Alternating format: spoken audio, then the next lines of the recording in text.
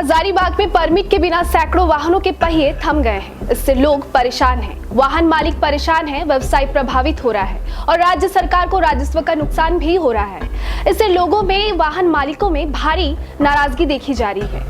दरअसल वाहनों का फिटनेस रिपोर्ट नहीं होने के कारण वे परमिट से वंचित है। फिटनेस रिपोर्ट नहीं होने के कारण वाहनों का फिटनेस टेस्ट भी यहां बंद है। बता दें कि हजारीबाग में एटीएस यानी ऑटोमेटेड टेस्टिंग स्टेशन की व्यवस्था 1 अप्रैल से लागू कर दी गई है। संभवतः यह राज्य का एकमात्र जिला है जहां यह व्यवस्था लागू की गई है, परंतु एटीएस लागू होने के बाद से ही वाहन मालिकों की परेशानी बढ़ गई है। वाहनों का फिटनेस कराना मुश्किल हो गया है। इसके कारण सैकड़ों वाहन फिटनेस टेस्ट से वंचित है।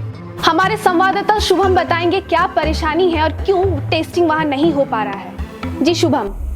देखिए शुभमिता, जिस प्रकार से केंद्रीय परिवहन मंत्रालय ने आदेश जारी किया कि 1 अप्रैल से जो वाहनों का जो परमिट है, जो कि फिटनेस परमिट है, वो अब पुराने तौर तरीकों से नहीं निर्गत किया जाएगा, बल्कि अब एटीएस के माध्यम से यानी ऑटोमेटेड टेस्टिंग सिस्टम स्टेशन के माध्यम से अब वाहनों को परमिट दिया जाएगा। इससे परेशानी ये हो रही है कि प्रशासन ने पहले से कोई तैयारी नहीं की थी। हजारीबाग जिला राज्य का इकलौता जिला है जहां पर एटीएस से वाहन को परमिट दिया जाना है। ये नियम केवल हजारीबाग में ही लागू किया गया है और लागू करने में काफ़ी हड़बड़ी दिखाई गई है।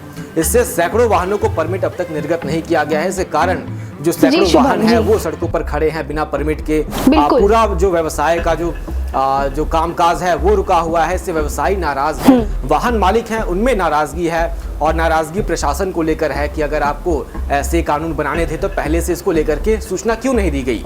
आम जन को इसके बारे में जानकारी उतनी नहीं है। रही बात प्रशासन की, तो प्रशासन की ओर से भी कोई खास तैयारी नहीं की गई है। जहां पर एटीएस की सुविधा है वो इलाका ऐसे क्षेत्र में है जहां पर नो एंट्री रहता है सुबह के 8 से रात के 9 बजे तक।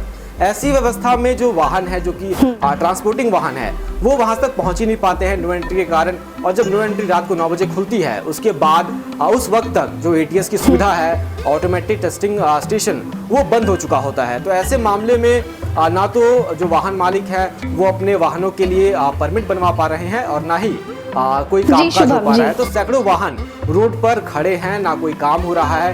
पूरा जो सिस्टम है वो एक तरीके से ठप हो चुका है। आइए अब समस्या को विस्तार से समझते हैं। परेशानी की मूल जड़ है बिना सोचे समझे और बिना किसी तैयारी के इस व्यवस्था को लागू करना। बताते चले कि केंद्रीय सड़क एवं परिवहन मंत्रालय सभी राज्यों को 1 अप्रैल से एटीएस व्यवस्था लागू करने का निर्देश दिया है।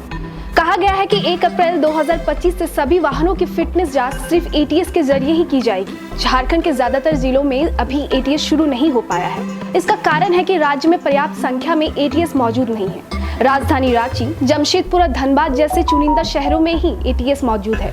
इन जिलों में नई व्यवस्था को अनन फनन में लागू नहीं किया और ना ही कोई हड़बड़ी दिखाई। वहीं हजारीबाग जिला ने बिना किसी तैयारी के ही इसे लागू कर दिया।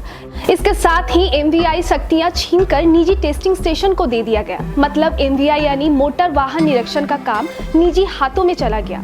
मजेदार बात तो यह है कि जहां यह स्टेशन बनाया गया है वो सड़क दिन भर में भारी वाहनों के लिए बंद रहती है, यानी सुबह 8 से रात 9 बजे तक नो एंट्री रहती है। अब नो एंट्री में दिन में वाहन इस स्टेशन तक पहुंचे कैसे?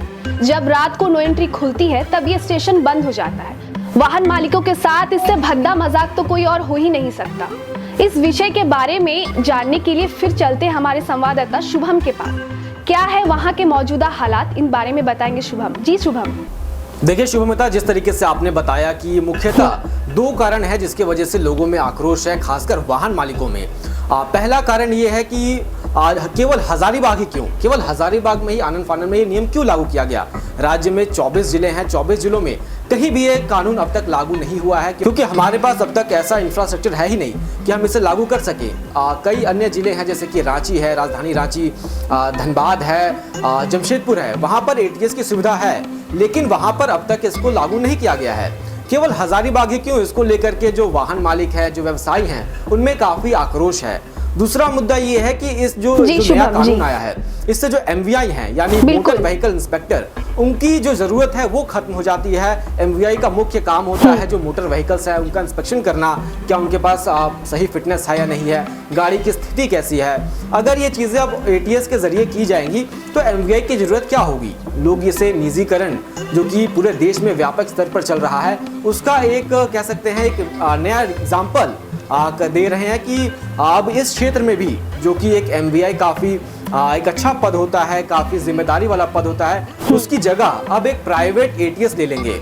तो इसको लेकर के भी लोगों में काफ़ी आक्रोश है कि आगे चल के किस तरीके से चीज़ें सुलझेंगी, क्योंकि अभी तो मामला यही देखा जा रहा है कि सैकड़ों वाहन जो हैं वो हजारीबाग की सड़कों पर लाचार खड़े हैं, कोई काम नहीं हो रहा है, इससे काफ़ी बाधा पहुंच रही है पूरे जिले में। तो देखना होगा फिलहाल आगे सरकार इन चीज़ों को लेकर के क्या निर्देश देती है। बिल्कुल, बहुत बहुत धन्यवाद शुभम। बता दें, कुल मिलाकर बिना सोचे समझे निर्णय लिए जाने के कारण हजारीबाग में वाहन मालिक, व्यवसाय और आम लोग सभी परेशान हैं। जिला परिवहन विभाग को लेकर इन लोगों में आक्रोश बढ़ने लगा है और कभी भी उनका धैर्य जवाब दे सकता है। जब स्थिति इतनी विस्फोटक होगी कि संभालना मुश्किल होगा। ऐसे में ये सवाल जरूर खड़ा होता है कि क्या MVI को ही फिर से वाहन परीक्षण की जिम्मेदारी मिलेगी, जो कि उनका काम भी है, वरना फिर MVI की भूमिका क्या रह जाएगी।